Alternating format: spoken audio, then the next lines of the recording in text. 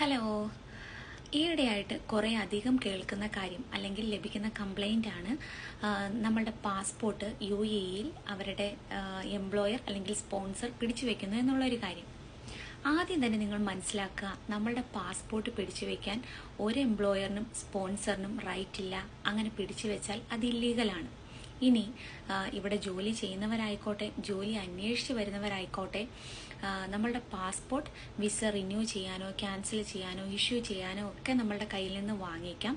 പക്ഷേ അത് തിരിച്ചു വാങ്ങുക എന്നുള്ളത് നമ്മുടെ ഉത്തരവാദിത്തമാണ്. പിന്നെ ജോലി അന്വേഷിച്ച് വരുന്നവർ വളരെയധികം ശ്രദ്ധിക്കുക. കാരണം പെട്ടെന്ന് തന്നെ ഇവിടെ വന്ന് എവിടെയെങ്കിലും ജോലി ലഭിച്ചാൽ അപ്പോൾ തന്നെ നമ്മളുടെ ഡോക്യുമെന്റ്സ് എല്ലാം വേണ്ടുന്നതും വേണ്ടാത്തതും ഒക്കെ സബ്മിറ്റ് ചെയ്യുന്ന ഒരു സ്വഭാവം നമുക്കുണ്ട്. അങ്ങനെ ചെയ്യരുത്. എസ്പെഷ്യലി നിങ്ങളുടെ പാസ്പോർട്ട് അതെന്താവശ്യത്തിനായിക്കോട്ടെ അത് നിങ്ങൾ കൊടുത്തു കഴിഞ്ഞാൽ അത് തിരിച്ചു വാങ്ങിക്കാൻ നിങ്ങളത് ഓർക്കുക.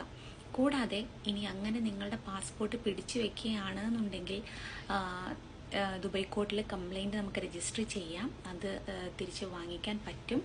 അപ്പം ഇത് നിങ്ങൾ എപ്പോഴും ശ്രദ്ധിക്കുക.